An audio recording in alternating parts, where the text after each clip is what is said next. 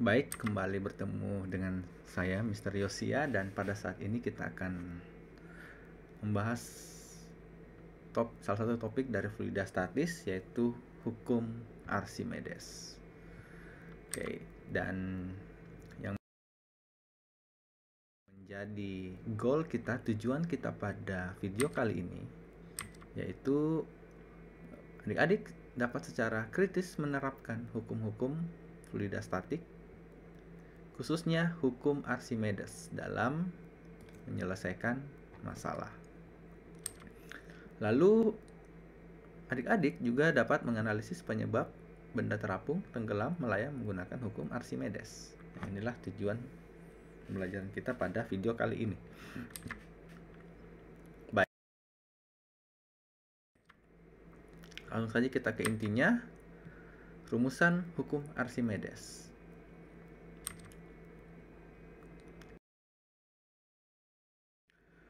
Nah, pernahkah kalian itu iseng ya, pada saat Anda mengangkat batu di udara dibandingkan dengan di air, ya,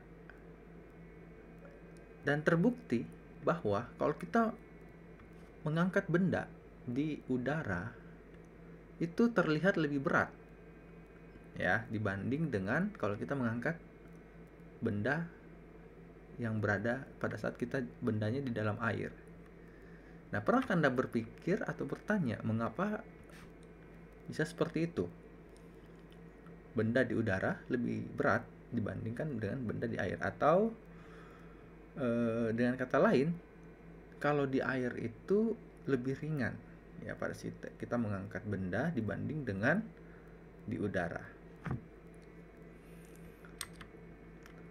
Nah,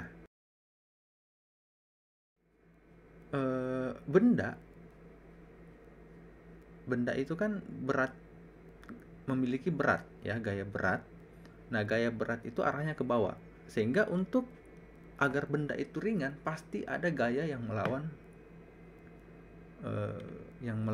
gerak gaya berat itu yang arahnya ke bawah ya. Nah, itulah yang kita sebut dengan gaya ke atas. Oke, sebelum kita lanjut, coba adik diskusikan ketiga gambar berikut ini. Nah, gambar pertama ini ada seekor buaya berenang ya, dan terapung. Mengapa terapung? Karena yang tampak itu bagian atas tubuhnya ya, moncongnya dan badannya. Tapi suatu ketika buaya yang sama itu juga kadang yang tampak hanya matanya saja. Seluruh badannya itu berada di dalam air. Nah, menurut adik-adik semua, apa penyebab atau bagaimana buaya bisa melakukan hal tersebut? Atau kita lihat ke gambar 2. Iseng aja, ini ada kuda Nil gitu ya. Saya lihatnya kuda Nil. Ya, anggap aja kuda Nil gitu ya, berenang menggunakan pelampung atau berada di atas pelampung. Nah, pada saat pelampung itu masih belum ada, coba lihat bagian pelampung yang berada di bawah permukaan air itu cuma segini. Tapi pada saat ada kuda Nil berada di atas pelampung, bagian pelampung yang berada di bawah air itu cukup lebih besar ya. Oke, kemudian gambar yang ketiga. Di sini ada air yang penuh ya. Kemudian kita ukur ada suatu beban di udara itu beratnya 3. Kemudian tentu saja karena airnya nggak ada yang tumpah, maka beratnya 0. Nah, lalu kita masukkan ke dalam air. Nah, terbukti bahwa beratnya itu menjadi 1 misalnya ya. Nah, berarti berkurang 2 dong. Nah, ternyata 2 itu dari 2. Mengapa bisa berkurang 2? Ternyata berat air yang tumpah ini sama dengan 2. Ya kan, awalnya 3, pada saat di air berubah beratnya hanya menjadi 1. Nah, ternyata beratnya itu berkurang 2 tanda kutip ya. Nah, kemana berat sebesar 2 itu? Ternyata air yang tumpah itu beratnya 2. Nah, dari ketiga gambar ini, coba kalian diskusikan. Atau boleh pause videonya ya. Apa yang adik lihat dari ketiga video ini, ketiga gambar ini? Oke. Nah, untuk memperjelas, coba perhatikan gambar 1. Nah, terlihat pada gambar 1 ada buaya yang berenang di air. Seperti yang sudah dijelaskan, tampak pada gambar sebelah kiri, si buaya ini hampir nampak ya seluruh badannya. Kemudian sebelah kanan, si buaya dapat hanya menampakkan matanya saja. Badannya berada di bawah air. Nah, coba kalian diskusikan. Jelaskan apa yang Anda lihat dari gambar tersebut. Ya, jelaskan saja apa yang adik-adik lihat di gambar tersebut. Dan pertanyaan kedua, terlihat bahwa seekor buaya dapat terapung, melayang, dan bahkan menyelam di dalam air. Nah, kira-kira nih, coba Anda berikan cara bagaimana buaya tersebut dapat melakukan hal itu. Ya. Oke. Boleh pause videonya. Dan kalau sudah menjawab pertanyaan 1 dan 2, silakan lanjutkan video ini.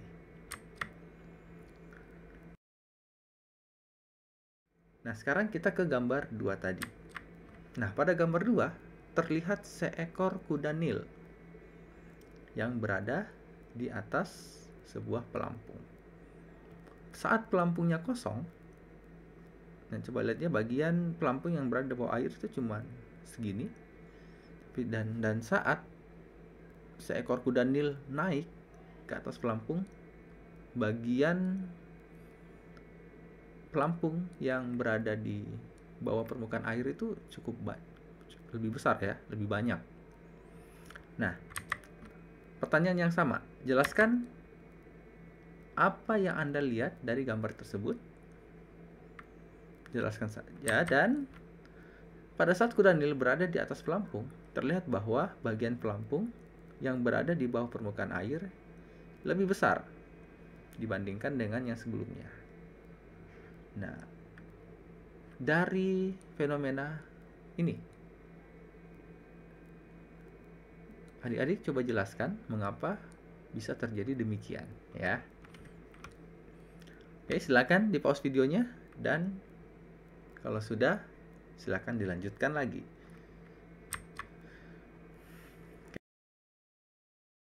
Oke, pada gambar ketiga, nah ini kita akan melakukan pengukuran benda di udara dan di air. Jadi pada saat video ini selesai, kita akan melanjutkan ke praktikum ya. Tapi praktikumnya tidak ada di video ini ya. Jadi pada video ini saya cuma jelaskan saja. Anggaplah seseorang bisa melakukan praktikum seperti ini. Ini beratnya di air 3. Ya, berat air ya tentu saja 0 ya, karena nggak ada airnya. Dan pada saat benda itu seluruhnya berada di permukaan air, dan pada saat ditimbang beratnya hanya 1, berarti berkurang 2. Kemana 2-nya? Maka terbukti bahwa pada berat air yang tumpah ini itu sama dengan 2. Nah, dari penjelasan ini, jelaskan apa yang Anda lihat dari gambar tersebut. Dan yang kedua, dari hasil pengukuran berat udara dan berat di air, apa yang menjadi kesimpulan Anda? Nah, coba kalian diskusikan. Dan kalau sudah, silakan lanjut video ini.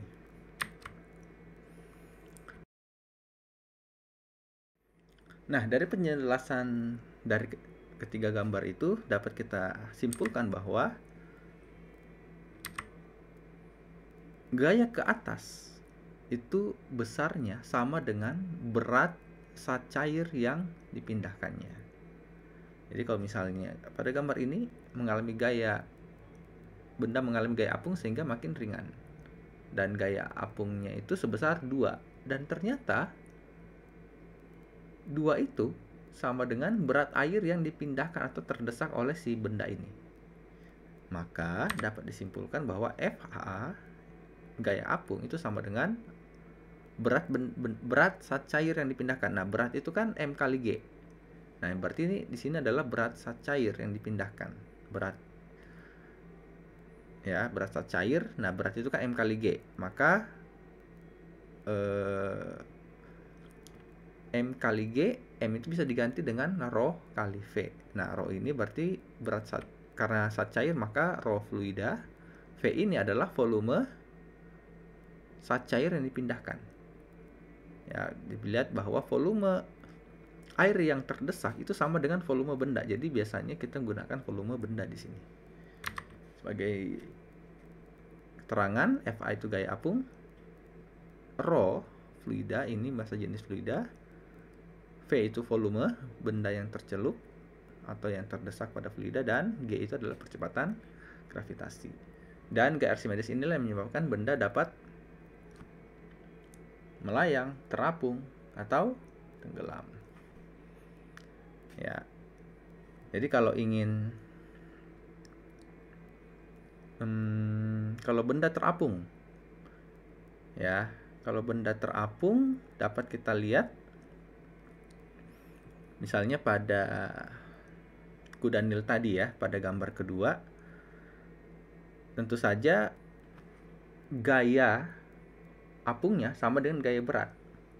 Tapi gaya apung dari pelampung itu tidak harus sampai semuanya tercelup, hanya sebagian saja tercelup, gaya apungnya sudah cukup untuk mengimbangi gaya beratnya. Tapi kalau melayang, gaya apungnya tetap sama dengan gaya berat benda, cuman agar sama gaya ke atasnya, seluruh benda itu harus tercelup. Sedangkan kalau tenggelam, tentu saja gaya beratnya itu lebih besar dibanding gaya apungnya. Oke, nah itulah penjelasan mengapa benda terapung, tenggelam, dan melayang. Sehingga melalui hukum Archimedes kita dapat menjawab mengapa benda terapung, tenggelam, dan melayang. Dan inilah rumusannya yang akan kita pakai di pembahasan soal-soal nanti ke depannya ya. Dan bagaimana kita membuktikan rumus ini? Mari kita lakukan eksperimen praktikum. Oke. Sekira demikian video ini, semoga bermanfaat bagi adik-adik sekalian. Terima kasih, sampai jumpa lagi di video selanjutnya.